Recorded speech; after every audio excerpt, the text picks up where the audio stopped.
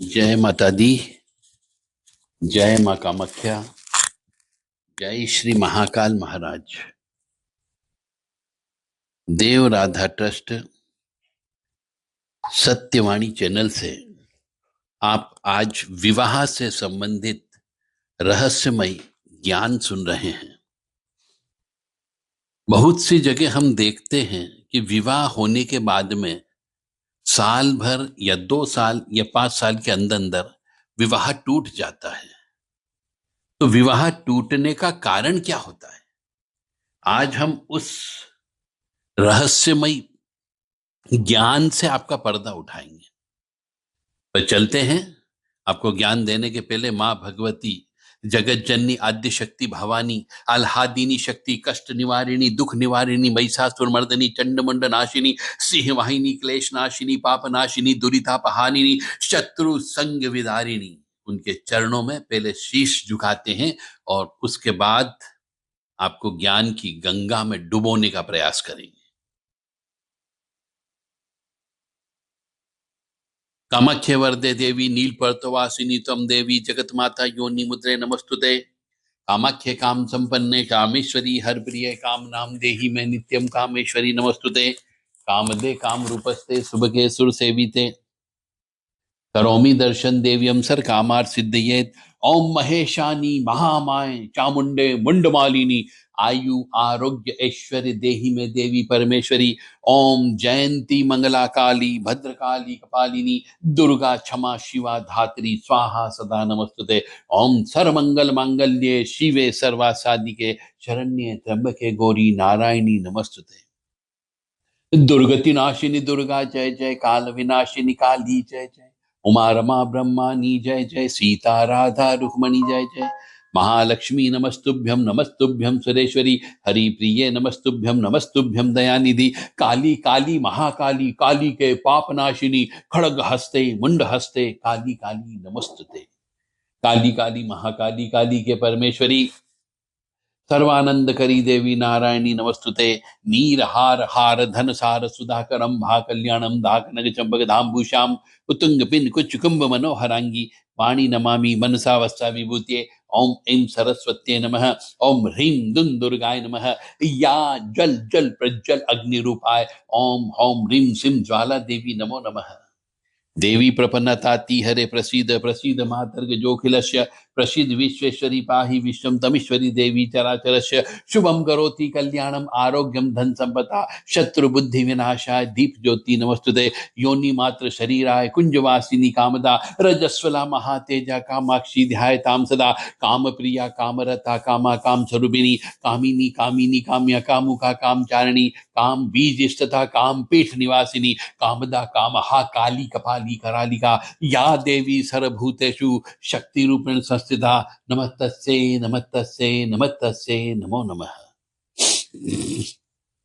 अब विवाह टूटने के रहस्यमय ज्ञान की ओर चलते हैं, जो अधिकतर मनुष्यों को ज्ञान नहीं होता है। इवन विवाह का पर्चा बनाने वाले, जो लगन लिखने वाले पंडित कह लीजिए, आचार्य कह लीजिए, शास्त्री कह लीजिए, 80% ब्राह्मणों को इसका ज्ञान नहीं है और वो पर्चा बना के आपको दे देते हैं लगन का, और विवाह बाद में टूट जाता है। उसी चीज के ऊपर आज हम प्रकाश डालेंगे। तो विवाह की तारीख जब तय करते हैं तो ये मान करके चलो कि जिस माह में जिस व्यक्ति का विवाह हो रहा है, चाहे लड़का हो या लड़की हो, उसी महीने में उसकी शादी नहीं होती है और शादी नहीं होना चाहिए। जिस महीने में लड़का पैदा हुआ हो या जिस महीने में लड़की पैदा हुई हो, उसी महीने में उसकी शादी नहीं होनी चाहिए, अन्यथा विवाह टूटता ही टूटता है। और ये सब चलता है कैलकुलेशन हिंदी मास के अनुसार, अंग्रेजी महीने के अनुसार कैलकुलेशन नहीं होता है। तो जिस महीने में माता पिता का विवाह हुआ हो, अब ये भी ज्ञान होना चाहिए मनुष्यों को कि जिस महीने में हिंदू महीने के हिसाब से माता पिता का विवाह हुआ हो, उस माह में विवाह या शादी बच्चों की नहीं होनी चाहिए, अन्यथा वो विवाह भी टूटता है। और जो सबसे बड़ा लड़का होता है, ज्येष्ठ पुत्र जिसको बोला जाता है, उसकी शादी कभी भी जेठ के महीने में नहीं की जाती है। हिंदू सनातन धर्म में हिंदू महीने के हिसाब से गणना की जाती है। चैत्र, वैशाख, जेठ, आषाढ़, सावन, भादो, कुंवर, कार्तिक, पौष, माघ, फाल्गुन, ये 12 महीने होते हैं। तो आजकल के जमाने के बहुत से मनुष्यों को ये 12 महीनों के नाम भी नहीं मालूम, और उन्हें यह भी नहीं मालूम कि मेरी शादी कब हुई थी। तो बच्चों की शादी कहीं उसी महीने में हो गई तो विवाह टूटने की संभावना बहुत ज्यादा हो जाती है। सूर्य ग्रहण और चंद्र ग्रहण वाले माह के पहले 3 माह और बाद के 3 महीने में शादी नहीं करनी चाहिए, अन्यथा विवाह टूटने की संभावना बन जाती है। और जब आकाश मंडल में गुरु तारा और शुक्र तारा यदि दोनों अस्त हो तो उस समय भी शादी नहीं करनी चाहिए। पर अक्सर लोग इसका ध्यान नहीं रखते इन नियमों का, क्योंकि उनको मालूम ही नहीं होता कि मेरी शादी हिंदू महीने के हिसाब से किस महीने में हुई थी। उसी वक्त वो लड़कों लड़कियों की शादी भी कर देते हैं। और शादी कभी भी रात को 12 बजे के बाद नहीं की जानी चाहिए, पर अक्सर मैं देखता हूं रात को ही शादियां होती है। 12 से 3:30 बजे के बीच में आसुरी प्रवृत्ति वाली शक्तियां ने, भूत प्रेत पिशाच चुड़ैल डाकन जिन जिन्नात 28 अकाल मौत मरी हुई आत्माएं वो फेरे लेती है। तो जब दूल्हा दुल्हन रात को 3 बजे 12 बजे 2 बजे फेरे लेते हैं तो मान के चले वो विवाह भी टूटने की संभावना बहुत ज्यादा हो जाती है। गोधूली बेला में विवाह होना चाहिए, ये सबसे अच्छा समय माना गया है, क्योंकि उस समय न तो दिन होती है और न रात होती है। इसलिए राक्षसी प्रवृत्तियों का, प्रेतों का, पिशाचों का प्रभाव नहीं होता है। इसलिए लगन जितने भी लिखे जाते हैं वह सब गोधूली बेला के लिखे जाते हैं। तो ये बहुत ही बारीकी और टेक्निकल पॉइंट था कि शादी करते समय, शादी का विवाह की तारीख तय करते समय इस बात के ऊपर विशेष तौर से गौर करना चाहिए।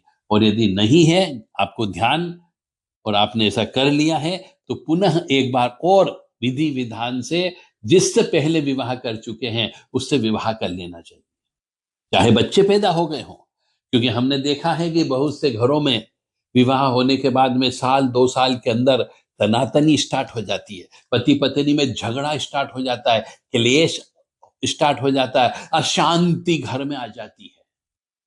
तो उसका यही कारण होता है कि उनका विवाह ऊपर वालों की नजरों के अंदर विवाह नहीं माना जाता है, उस विवाह को अवैध विवाह मान लिया जाता है। और एक और चीज, जब अवैध विवाह हो जाता है और बच्चे पैदा हो जाते हैं तो घर के अंदर अशांति होना चालू हो जाती है, तिल का ताड़ बनना लग जाता है, राई का पहाड़ बनने लग जाता है, बात बात में बात का बतंगड़ बन जाता है और एक दूसरों के अंदर एक विद्वेष की भावना उत्पन्न हो जाती है। और ये सब काम कौन कराते हैं? प्रेत लोग करवाते हैं। तो दोबारा से जब विवाह ही गलत मुहूर्त में हुआ तो उठा पटक तो होना ही होना है। तो ऐसे मनुष्यों को, ऐसे परिवार में जहां 1-2 साल 5 साल के अंदर चाहे बच्चे पैदा हो गए हो, घर में यदि किसी बहू के आने के बाद में अशांति हो गई हो, बहुत ज्यादा क्लेश होता हो, दरिद्रता आती हो, तो मान करके चलें उसका दोबारा से एक बार और विधि विधान से मुहूर्त देख करके। और जो मैंने पॉइंट बताए हैं आपको, 5 पॉइंट, कि जिस महीने में मनुष्य का जन्म हुआ है, लड़के का या लड़की का, उस महीने में दोबारा से शादी नहीं करना है। जिस महीने में माता पिता का विवाह हुआ था उस माह में विवाह नहीं करना है। और यदि कोई बड़ा पुत्र है और यदि आपने ज्येष्ठ के महीने में उसका विवाह कर दिया है तो वो विवाह नहीं मान्य होता। इसलिए बड़े पुत्र की शादी जेठ के महीने को छोड़ करके करनी चाहिए, और सूर्य ग्रहण के 3 महीने पहले और 3 महीने बाद, और चंद्र ग्रहण के भी 3 महीने पहले और 3 महीने बाद दोबारा से विवाह नहीं करना है। विशेष मुहूर्त में करें। शुक्र तारा और गुरु तारा आकाश मंडल में दिखना चाहिए, तो ऐसा कहा जाता है उस समय की गई शादी सक्सेस होती है। फिर विवाह मंडप में कई बार हम देखते हैं फेरे लेते समय, फेरे होते समय किसी स्त्री को फेरे नहीं देखना चाहिए, ऐसा हमारा शास्त्र कहता है। पर आज के जमाने में देखते हैं दुल्हन के साथ में भी कोई बैठी रहती है, दूल्हे के साथ भी कोई ना कोई बैठी रहती है महिला। ऐसे में भी फेरे टूटने की संभावना बहुत ज्यादा हो जाती है। शास्त्र में कहा गया है कि फेरे होते समय वहां पर स्त्री का अलाउ नहीं है, स्त्री को देखना अलाउ नहीं होता है, क्योंकि उसके पीछे का कारण यह था कि उस समय पे कोई जरूरी नहीं है कि जो वहां पर स्त्री बैठी हुई है साथ में वो शुद्ध हो। स्त्रियों को भगवान ने एक श्राप दिया हुआ है अशुद्ध होने का, और यदि वो अशुद्ध अवस्था में मंडप में चली जाती है, फेरे होते समय वहां उपस्थित होती है, तो वो विवाह भी ऊपर वाला मान्य नहीं करता है। तो ऐसा विवाह नहीं माना जाता है। और जब बहू घर में आ जाती है तो घर के अंदर अपने साथ में क्लेश लेकर के आती है, दुख लेकर के आती है, अशांति लेकर के आती है, परेशानी लेकर के आती है, रोग लेकर के आती है, दरिद्रता लेकर के आती है। और ये 5 घर को तहस नहस करने के लिए बहुत अच्छे सफिशिएंट कारण।